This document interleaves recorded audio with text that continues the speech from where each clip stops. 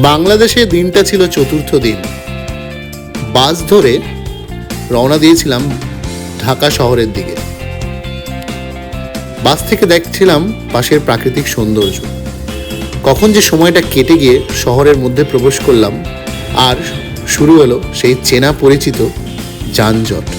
প্রাণকেন্দ্রে যে এসে পৌঁছে গেছি সেটা লোকের কোলাহল আর চারিদিকের এই ব্যস্ততাতে জানান দিয়ে দিয়েছে। তো এই ব্যস্ত শহরকে দেখতে দেখতে যখন যাচ্ছি তখন এক অদ্ভুত রোমাঞ্চ কাজ করছে মনের মধ্যে। জানি না সামনে কি আসছে, হঠাৎ কি দেখা হবে। হঠাৎ চোখে পড়ল সেই অতি পুরনো দোতলা বাস। ছোটবেলার অনেক স্মৃতি ভেসে উঠল, কিন্তু এখন আমাদের ওই কলকাতাতে সেই বাস দেখা যায় না। তো বাংলাদেশ কিছুটা স্মৃতি রোমন্থন করলো। সিনেমা হলে মুক্তি পেয়েছিল সেই সময় জওয়ান সিনেমাটা, শাহরুখ খানের। তো ভালো লাগলো, ভারতের সিনেমা এখানে চলছে, সবাই দেখছে। তারপর এলো সেই বিখ্যাত বুড়িগঙ্গা নদী। প্রচুর নাম শুনেছিলাম, প্রচুর চোখের সামনে দেখতে দেখতে সেই বুড়িগঙ্গা পেরিয়ে গুলশানের উদ্দেশ্যে রওনা দিচ্ছিল আমাদের বাস। যাত্রার উদ্দেশ্য ছিল ফার্মগেট। বুড়িগঙ্গা পার হলেই সেই অতি পরিচিত পুরান ঢাকা বা পুরনো ঢাকা। তো পুরনো ঢাকা ঢুকতে ঢুকতেই আটকে পড়লাম সেই জ্যাম।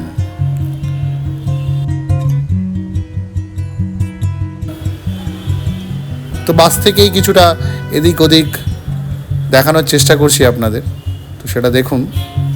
কিন্তু এরই মাঝে বলে রাখি, বিকেলে যে ঘুরতে চলেছে যে বিপদটা, তার আদৌ আভাস তখন পাইনি। সুন্দর দিনটা যাচ্ছিল, তো বিপদটা আমি ফেস করব বসুন্ধরা মলে গিয়ে। তো কি বিপদ, ভিডিওতে বজায় থাকুন, দেখতে থাকুন। বাংলাদেশে প্রথম স্বাদ নিলাম মোরগ পোলাওয়ের।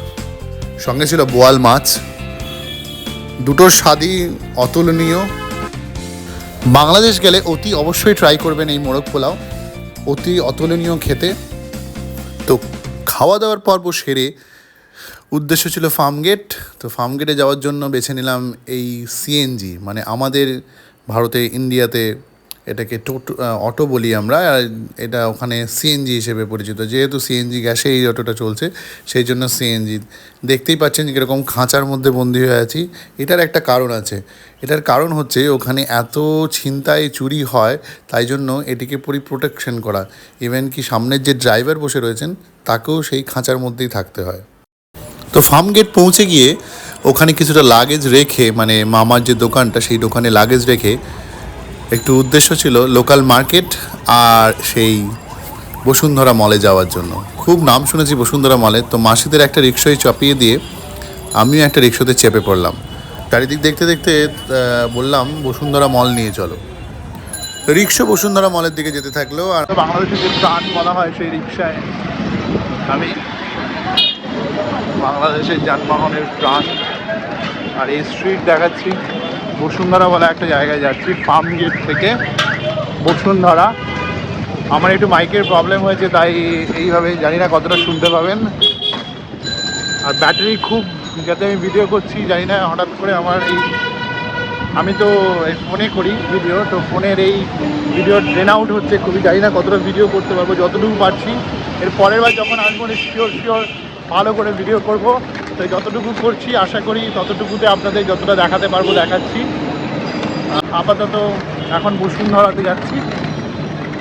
চলুন আমার সঙ্গে থাকবেন, ভিডিওতে থাকবেন, বজায় থাকবেন। চলুন। Street food of Bangladesh.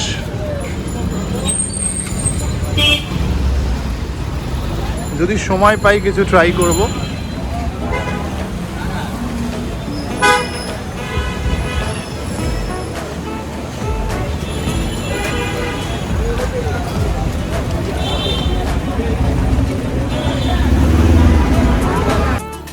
So finally এসে পড়লাম বাংলাদেশের ঢাকা শহরের বসুন্ধরা মল।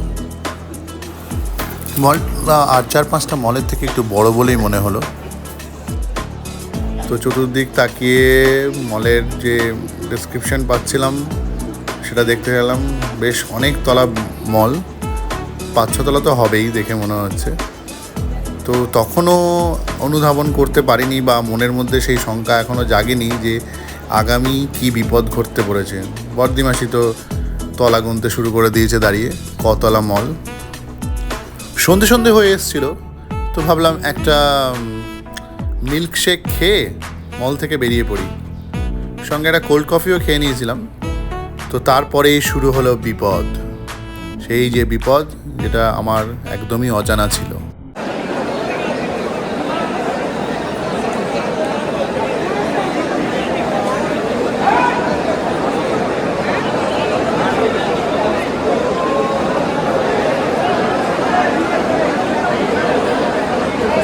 বসুন্ধরা মলে এসেছিলাম, বাইরে এত বৃষ্টি, বেরোতে পারছি না, এরকম একটা ভিড়, প্রচণ্ড ভিড় হয়ে গেছে মানুষের। এখন বাংলাদেশি টাইম 9টা, মল বন্ধ হয়ে গেছে, সবাই বেরোতে পারছে না। যাই হোক, আমার 2 মাসিও আমার সাথে আছে, যাই হোক দেখা যাক কী হয়। ব্যাটারির অবস্থাও খুব খারাপ। আরে বাবা, অনেকক্ষণ পরে একটু বসতে পেরেছি। আপাতত এখন রাত 11:20। আমি এখনও বসুন্ধরা মলের ভেতরে। মলের সব দোকান বন্ধ হয়ে গেছে, আর মোটামুটি সব দোকান আপনাদের দেখাচ্ছি, সব ক্লোজ দোকান। ওপর দিয়ে যতটা দেখতে পারবেন সব মলের সব প্রায় দোকান। আমার পেছনে সব সিঁড়িতে বসে রয়েছে, কারণ হচ্ছে বৃষ্টি টানা 3 ঘন্টা পড়ছে। 3 ঘন্টা, 3 থেকে 4 ঘন্টা এক নাগারে কেউ মল থেকে বেরোতে পারেনি। যারা বেরিয়ে গেছে অল্প অল্প করে, ওলা উবের পাওয়া যাচ্ছে না এই মুহূর্তে, সিএনজি বাচ্চাও পাওয়া যাচ্ছে না। আর এখন বাজছে রাত 11:20 বাংলাদেশের টাইমে। সঙ্গে থাকবেন, কি হবে জানি না। বাংলাদেশ ভ্রমণের আমার এই অভিজ্ঞতাও সঙ্গে নিয়ে যাচ্ছি যে হঠাৎ করে আটকে পড়েছি। ব্যাটারির চার্জও লো হচ্ছে, এখন মাত্র আমার ব্যাটারির চার্জ হচ্ছে, একবার দেখে নিই, 5%। তো সেই নিয়ে ভিডিও করছি যতটুকু। এই হচ্ছে বসুন্ধরা মলে আমি এখনও দাঁড়িয়ে, সব দোকান আর আশেপাশে দেখুন সিচুয়েশন দেখাচ্ছি আপনাদের। সিচুয়েশন সবাই কিভাবে রয়েছে, সবাই ফেসে রয়েছে এখানে। জানি না পরবর্তী কী হবে। সিকিউরিটি গার্ড বলেছিল যে বৃষ্টি কমে গেছে, কিন্তু বাইরে গিয়ে দেখলাম একই হাল। একবার বৃষ্টিটাও আপনাদের দেখিয়ে দিই, বৃষ্টিটাও দেখানো উচিত আপনাদের, যে আমরা কেটে যে কত লোক ফেসে আছে একবার দেখেন। বর্দিমাসি এখানে বসে আছে, এমনি ভিডিও বসে আছে, তুলে রাখছি কি সিচুয়েশন ছিল। আর আরেক মাসি আমার বাইরে দাঁড়িয়ে বৃষ্টি দেখছে, প্রচুর লোক গেটে দাঁড়িয়ে রয়েছে। 1 মিনিট হোল্ড করুন, বৃষ্টিটা দেখাচ্ছি।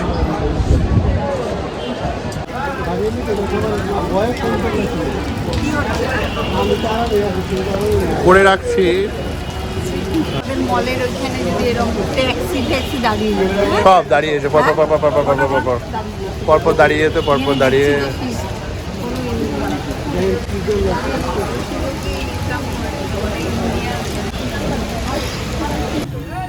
ঘড়ির কাঁটায় বেজে গেছিল 12:45, প্রায় 1:45।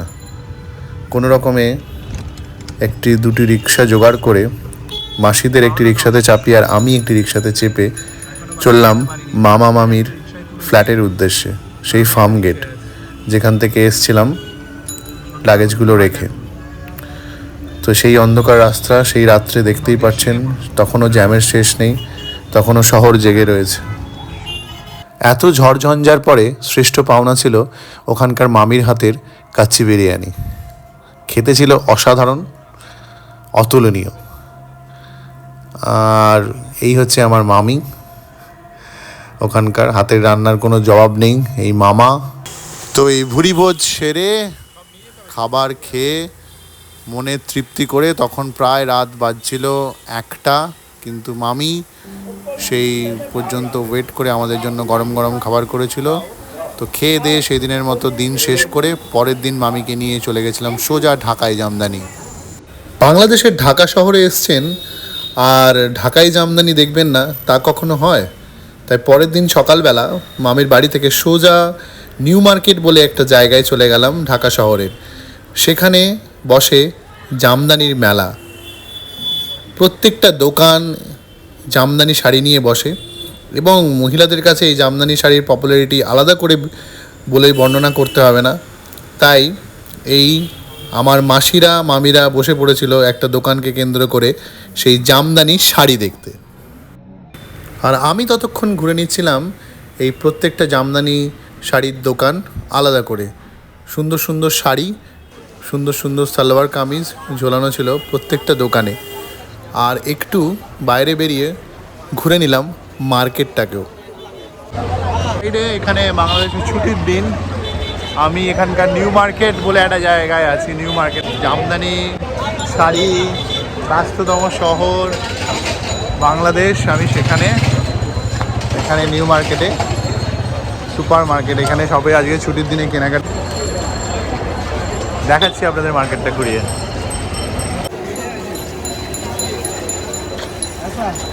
This is Gauchia market.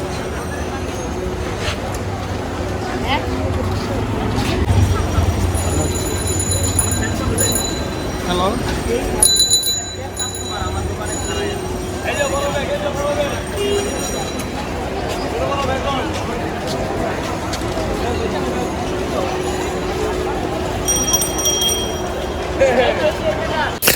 ভিডিওতে আগে বলেছিলাম যে পারলে একটু স্ট্রিট ফুড বা ওখানকার রাস্তার ফুডের একটু ট্রাই করব কেমন খেতে। তো মামিকে বলাতে মামি একটা দোকানে নিয়ে চলে গেল, অর্ডার দিল ফুচকা। ফুচকাটা একটু ডিফারেন্ট আমাদের এখানকার থেকে। ওরা একেবারে প্লেটে সাজিয়ে ফুচকাটা দেয় এবং ফুচকার বিশেষত্বটা লক্ষ্য করুন এই ভিডিওতে, কি দেখলেই বুঝতে পারবেন। আমাদের এখানে যেরকম ফুচকা আলাদাভাবে দেয়, এখানে কিন্তু ফুচকাটা সেভাবে দেয়। ফুচকাতে সাজিয়ে আলু ভরে ডিম দিয়ে সুন্দর গার্নিশ করে দেওয়া হয়। জানি না কতটা শুনতে পাচ্ছেন, তবে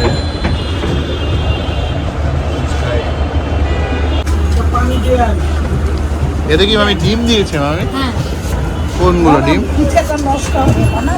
কোনগুলো ডিম?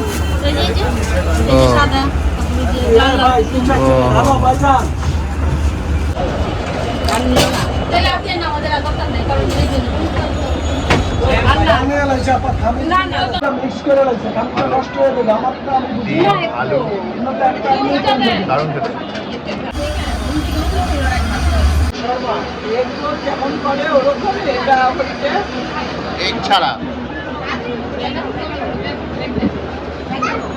বলেই না। টেস্টটা ভালো, এই টেস্ট তো আলাদা একদমই।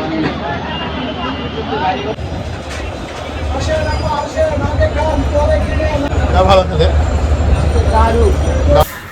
বেলা পড়ে এসছিল, তাই ফেরার পালা। সন্ধেবেলা ফিরে যেতে হবে। আজানের সুর তখন গোটা শহর জুড়ে, কিন্তু আমরা গেছিলাম প্রবলেমে পড়ে। আমরা পার হতে পারছিলাম না রাস্তায়, এত জ্যাম। আমার মনে হচ্ছিল পৃথিবীর সবচেয়ে ব্যস্ততম শহর এই ঢাকা। মামির অভ্যাস থাকলেও আমার মাসিদের বা আমার এই ভিড় ঠেলে পেরোনোর অভ্যাস ছিল না। একটা বিশেষত্ব হচ্ছে এখানে দেখলাম না কোনো ট্রাফিক সিগন্যাল। আপনি যেরকম খুশি পেরোতে পারেন, সে বড় গাড়ি থামিয়েও আপনি পেরোতে পারেন, কোনো অসুবিধা নেই।